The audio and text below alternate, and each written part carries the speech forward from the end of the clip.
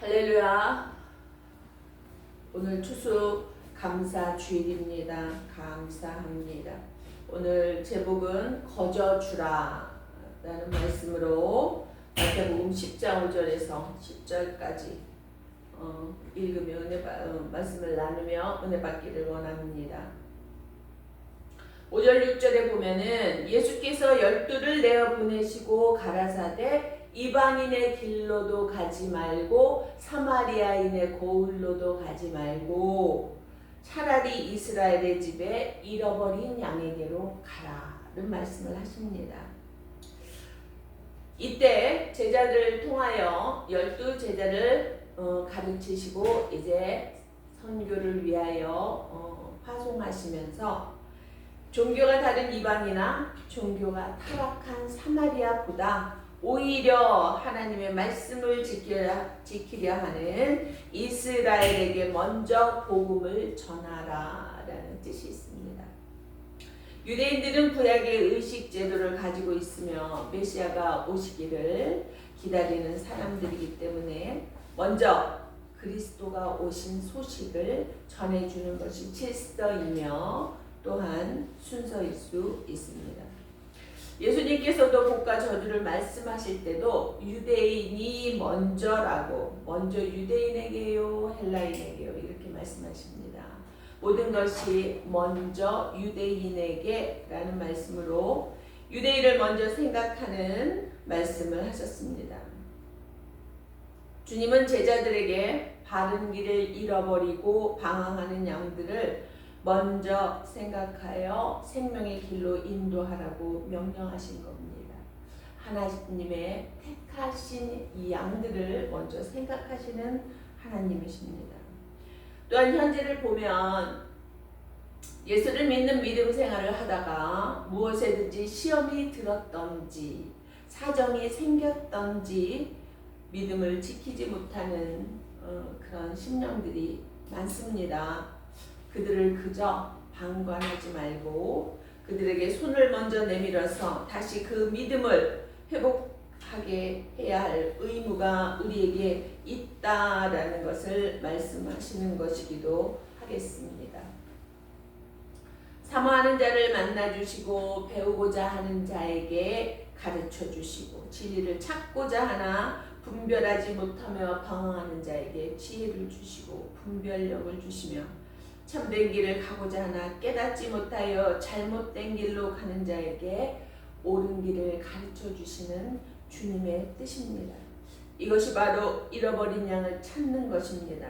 그러므로 잃어버린 양을 찾는 데서부터 전도를 시작해야 하며 잃어버린 양 하나를 찾으면 하나님께서 얼마나 기뻐하시는지를 예수님께서도 성경에 말씀하고 계십니다. 누가복음 15장에 보면은 잃어버린 양과 탕자의 비유가 나옵니다. 그 다 예화인데 그 말씀을 통해서 다시 회복하고 잃어버린 것을 찾고 그것이 얼마나 귀하며 하나님께서 기뻐하신 일인가를 말씀합니다. 그 잃어버린 양 하나를 찾을 때 얼마나 기쁘신지 주님께서 그 목자죠. 목자가 어깨에 그 잃어버린 양을 메고 그냥 얼굴에 미소를 가득 품고 기쁘게 돌아오는 그런 모습을 연상케 합니다. 그리고 탕자가 아버지의 재산을 다 탕진하고 고향에 거지같이 돌아오는데 아버지는 그 돌아오는 아들의 멀리 있는 모습을 알고 어떻게 해요? 옷자락을 부여잡고 달려가서 아들의 목을 껴안고 잘 왔다 라고 반겨주십니다. 우리가 이러한 심령으로 잃은 양을 찾기 위하여 부지런히 전도해야 하는 겁니다. 그런데 우리 전도자에게 예수님께서 그 제자들에게 말씀하십니다. 병든 자를 고치며 죽은 자를 살리며 나병 환자를 깨끗하게 하며 귀신을 쫓아내되 너희가 거저받았으니 거저주어라. 지금 이 능력이 정말 대단한 능력입니다. 죽은 자도 살려요. 그때 당시 그 저주받은 자가 걸리는 나병조차도 그 저주받은 자가 걸리는 구약에 있었던 전에 내려오는 그 병이죠. 그래서 나병 환자도 깨끗하게 고치고 귀신도 쫓아내요. 그러한 능력을 이 주의 종들은 받았어요. 주의 사도들이 받아서 이제 나가서 그 사역을 할 텐데, 죽은 자가 벌떡 일어났는데 정말 뭔들 아깝겠습니까? 그 죽었다가 살아난 자가 다 드리고 싶겠죠. 물질로 연결되어집니다, 이 사역들이. 그러나 너희들은 거저받은 거지 너희 능력이 아니지 않느냐? 거저 주어라 라고 말씀을 하시는 겁니다. 복음 전하는 사람에게는 병든 자를 고쳐줄 권능이 있습니다. 또 복음에는 죽은 영혼을 살려낼 권능이 있어서 누구나 복음을 믿고 영접하면 죽은 영혼이 살아납니다. 그래서 예수 그리스도가 바로 복음이십니다. 그분이 진리요 생명이십니다. 그 길을 따라가는 자가 살아난다고 말씀하십니다. 그러니 그분을 영접하는 자가 바로 구원을 얻는 자가 되는 겁니다. 그런데 죄로 인하여 썩어져가는 심령을 깨끗하게 하고 귀신도 쫓아내는 그런 권능을 제자들이 받은 겁니다. 전도자에게는 이러한 권능이 함께함으로 진심으로 복음을 전하면 이런 일은 반드시 일어나고 그런 능력이 역사하게 되어 있습니다. 로마서에도 보면은 복음에는 하나님의 의가 나타나서 믿음으로 믿음에 이르게 하나니 오직 의인은 믿음으로 말미암아 살리라고 말씀하십니다. 복음에는 하나님의 능력이 있습니다. 복음이 누구예요? 예수 그리스도십니다. 그러니 하나님 대신 그분이 그 능력이 있지 않겠습니까? 그런데 그것을 믿고 복음을 전하는 그에게도 그 능력이 함께하는 것입니다. 그래서 그런지 선교지에서는 정말 기적 같은 일들이 많이 일어납니다. 또한 그 선교로 복음 전하는 것을 방해하려고 시끄러운 일들도 종종 발생을 하는데 정말 이 일을 어찌할까? 정말 난감할 때 하나님께서 그 일을 해결하시며 살아계신 하나님을 보게 하십니다. 그럴 때는요, 그 누구도 입을 열어 방해를 더 이상 하지 못하게 만드시는 일들이 종종 있습니다. 그러다 보니 저희들이 사역할 때도 그런 일들이 가끔 드러나면서 하나님의 종이다라는 것을 그들에게 확신시켜 주실 때마다 저희들은 다시 확신 가운데 믿음이 더욱 견고해지며 담대함을 얻게 되더라고요.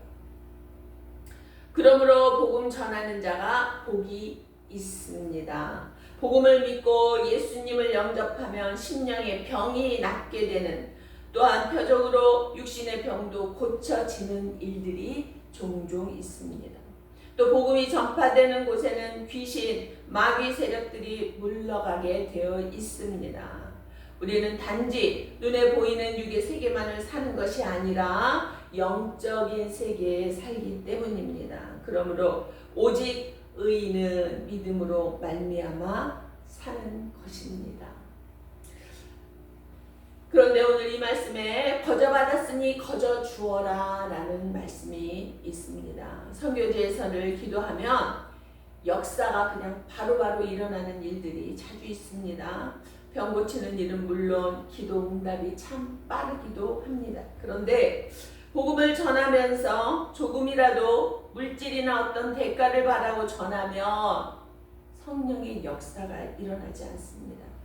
따라서 다른 사람의 심령을 구원해낼 수 있는 능력이 떠나게 된다는 겁니다.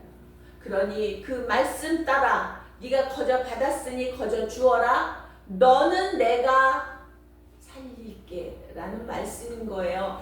거저 받았으니 거저 주어라. 다 거저 주고 나면 나 뭐 먹고 살아요? 장사예요? 아니잖아요. 나는 누가 책임지신다고요? 내 뒤에 계시는 예수 그리스도께서 내 생명을 책임지시고 너는 내 힘을 내 이름으로 써라. 것이 내 힘이지 네 힘이 아니니 거저 주어라 라고 말씀하시는 거예요. 그런데요, 선교지에 가면 정말 부끄럽지만 많이 어리석은 일들이 벌어지기도 합니다. 우리 기독교 정신에는 주는 자가 복이 있다는 예수님의 말씀이 기본 마음가짐이어야 하는 겁니다.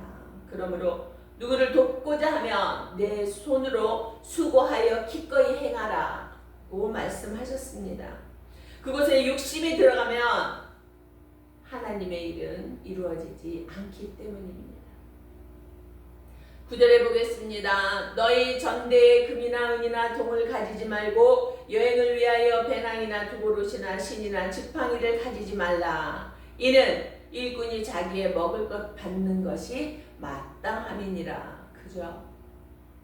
하나님께서 주신다고요. 그것도 체험하는 믿음이 있어야 되는 거예요. 하나님께서 공급하는 힘으로 살아가는 주의 종이라는 것을 확신하고 체험하는 믿음도 필요한 것입니다.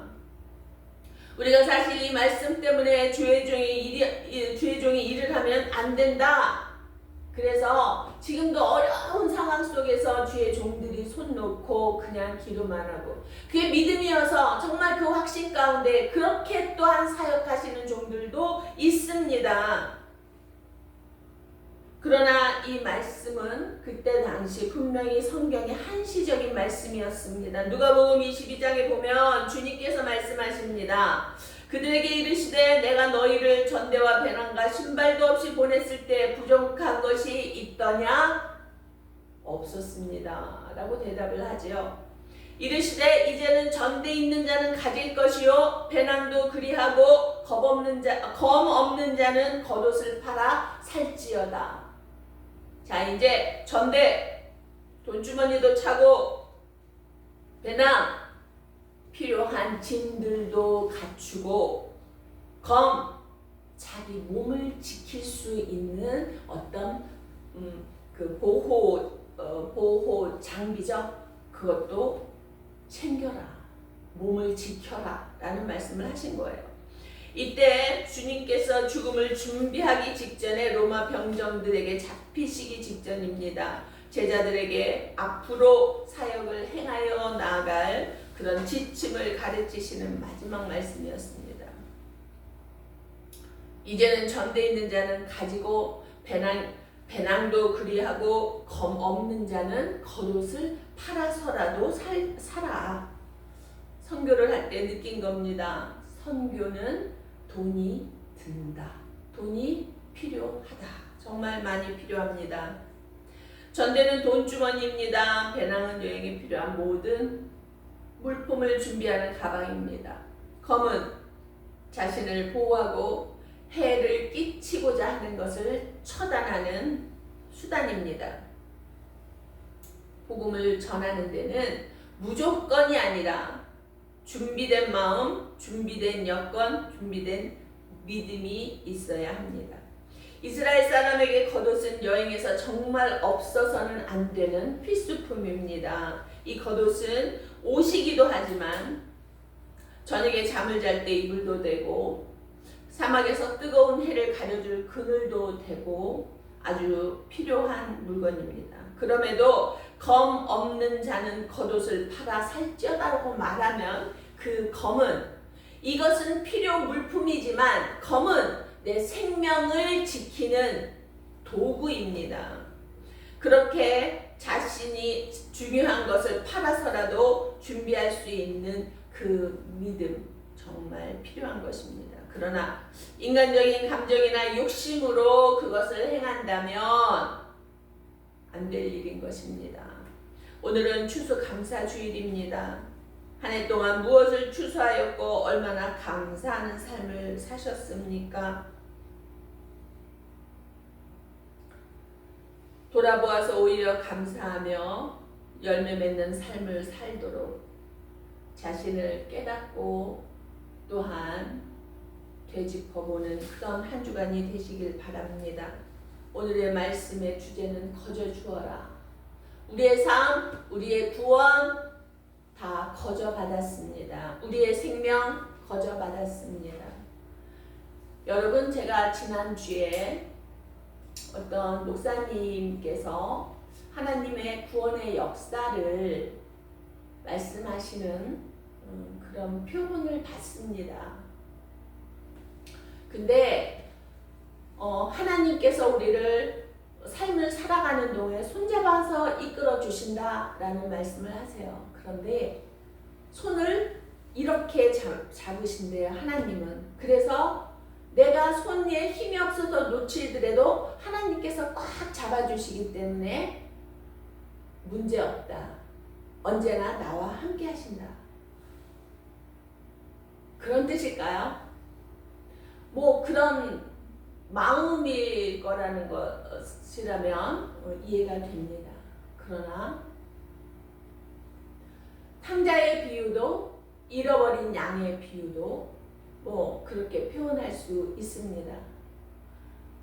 그런데요, 하나님께서 너희들을 내가 기꺼이 기다리고 돌아오기를 바란다라는 것, 그거는 손을 이렇게 잡고 절대 안 놓는 하나님이 아니시라 우리에게 자유의지를 주셨어. 내가 너를 구원해 주었어. 구원까지 해 주셨어요. 그러나 구원 이후에 우리의 삶의 자세, 그 구원에 대한 감사로 구원을 맞아들이는 우리의 자세가 더욱 더 필요할 때라고 생각이 듭니다. 구원 받았으니 이제는 하나님이 나를 꽉 잡고 있으니 나는 아무렇게나 살아도 돼가 아니라는 거예요. 왜 자꾸 확신을 그렇게 주십니까? 온전하게 그것이 완전한 성경의 말씀이 아닌 확신을 주어서 사람들을 왜 자꾸 방탕하게 하십니까? 예수님은 구원을 주셨어요. 새 생명을 주신 거예요. 구원 아주 중요합니다. 구원 중요해요. 우리가 죽음에서 생명으로 옮겨간 정말 대사건입니다. 우리 인생에 있어서. 그러나 구원 이후에 우리의 삶의 모습으로 주님의 기다리심이, 값진 그 기다리심이 더 복되게 되어지도록 우리가 살아야 되는 의무가 있음을 기억하시기 바랍니다. 주님이 손잡고 계시니 내가 아무렇게나 살아도 되는 것 아닙니다. 물론 주님께서 기다리시며 우리에게 힘주시고 애쓰고 수고하도록 격려해 주시기도 합니다. 그러나 방탕이 그 답은 아닐 것입니다. 여러분, 거저 받았으니 거저 주어라. 그러니 교회의 것은 다 흥청망청 막 써도 되고 그런 것 아닙니다. 정말 돌아보시기 바랍니다. 돌아보셔서 자신을 깨닫는 한 주간이 되시기 바랍니다. 갈라디아서 5장 16절로 말씀을 마무리 짓도록 하겠습니다. 내가 이르노니 너희는 성령을 따라 행하라. 그리하면 육체의 욕심을 이루지 아니하리라. 구원 이후에는 성령의 인도하심 따라 순종하며 살아가야 되는 거예요. 방탕하고 멋대로 죄 가운데 살아가서 그 하나님이 붙잡고 계시니 결국 구원을 이루어 주신다. 그런 말 좀 하지 않았으면 참 좋겠습니다. 성령의 부르심 따라 성령의 지켜주시는 행하라 하는 말씀 따라 살아가야 하는 것이 믿음의 도리입니다. 잡고 계시니 내가 아무렇게나 살아도 되는 것 아닙니다. 믿음에도 책임이 따릅니다. 한 나라의 백성으로 국민으로 살아가는데 그 의무를 다해야 권리가 쫓아오듯이 믿음의 백성이라면 믿음의 삶의 책임을 질 줄 알아야 하는 겁니다. 성령의 인도하심 따라 행하며 살아야 천국을 맛볼 수 있을 것입니다. 이 한 주간도 믿음의 승리를 위해 주님께로 받은 은혜, 은사, 감사, 거저 받았으니 거저 주는, 그래서 우리의 삶이 하나님께 드리는 기도가 되고 내년에는 더 많은 것을 추수해서 감사드리는 한 해가 되고 그 삶이 세상을 향한 메시지가 되는 저와 여러분이 되기를 주님의 이름으로 축복합니다. 기도하시겠습니다. 사랑의 하나님 아버지, 오늘은 추수감사주간입니다. 아버지 하나님, 정말 저희들이 이 한 해 동안에 얼마나 많은 것을 하나님 앞에 감사할 수 있는 추수가 있었는지요.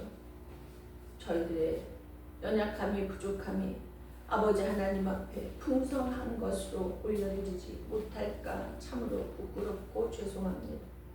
아버지 하나님, 정말 또 이제로부터 마음을 다지고 다짐하여 내년 이 추수감사절에 더욱 하나님 앞에 많은 열매로 기쁘게 감사로 올려드릴 수 있는 한 해가 되기를 소망합니다.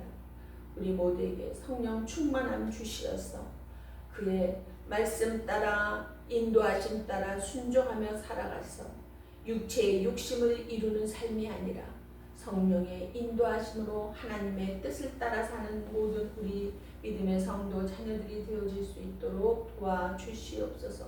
감사를 드렸고 예수 그리스도의 이름으로 기도하옵나이다. 아멘.